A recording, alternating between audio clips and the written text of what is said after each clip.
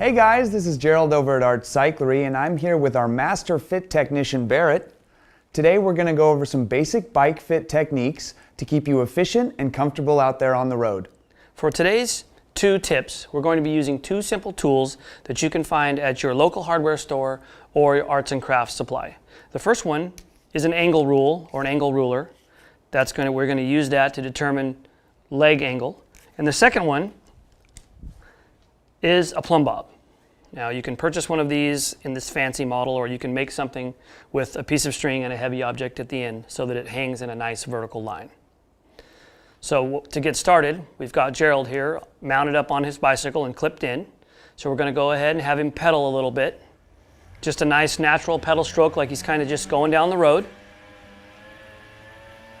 And what that's going to do is that's going to do 2 things. That's going to get Gerald's pelvic bone settled on the seat where he normally rides comfortably, and it's going to give us as the fitter a chance to watch his foot at the bottom and see where he pedals his natural stroke. So once he's had a few revolutions, we'll go ahead and have him stop. Go ahead and stop with your foot down at the bottom, Gerald, for me. Thank you. And at this point, we've observed his foot, so we're going to place it at the bottom of the pedal stroke, which is usually the crank arm in line with the seat tube. And then, since we observed that Gerald likes to have his heel up just a tiny bit at the bottom of the stroke, we'll go ahead and we'll place him in that position. Now, go ahead and hold it right there. We're going to break out our angle iron here, and I'm going to switch sides. Now, in order to determine Gerald's angle here, we're going to look for 3 major landmarks. The top of his femur bone, or the hip here, the hip bone. The bottom of the femur, which is a little knob about halfway through the knee, right about there. And his ankle bone. We take our angle tool. We start up here at the hip bone, placing it there. Follow the femur down to the bottom, placing the middle of our angle tool there. And then lastly, we line up the bottom of the angle tool with the ankle bone, giving us about 40 degrees. Optimal knee angle at this position would be 30 degrees. Now there's a really simple math equation to determine how high or low we need to put the seat, depending on how high or low Gerald is, for example, off of 30 degrees. It's 1 millimeter per degree.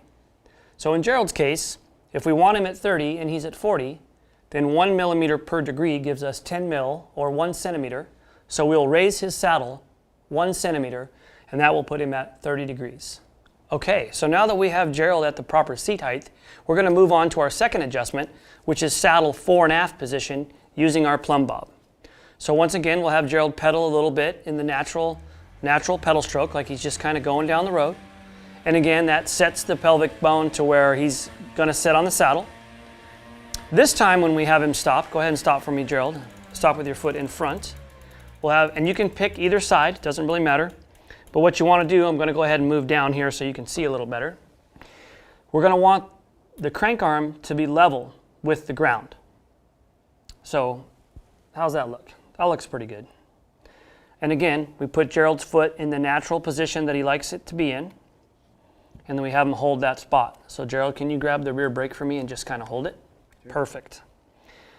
Now we'll take our plumb bob, and we're going to come up here to the front of the knee, and we're going to place our plumb bob right at the front of the knee, just like so. And we'll push the knee in a little, even though that's not a natural riding position. It helps our plumb bob line hang nice and level. So, it looks like Gerald is in a great spot. You usually want the plumb line to hang right at the end of the crank arm, just like that. Here's an example of a saddle position that is too far back. So what we're going to want to do at this point is move it forward about 1 centimeter. So those were a couple bike fit tips from our master fit technician Barrett. If you have any questions about your fit, don't hesitate to call us at our toll-free number or shoot us an email at info@artcyclery.com.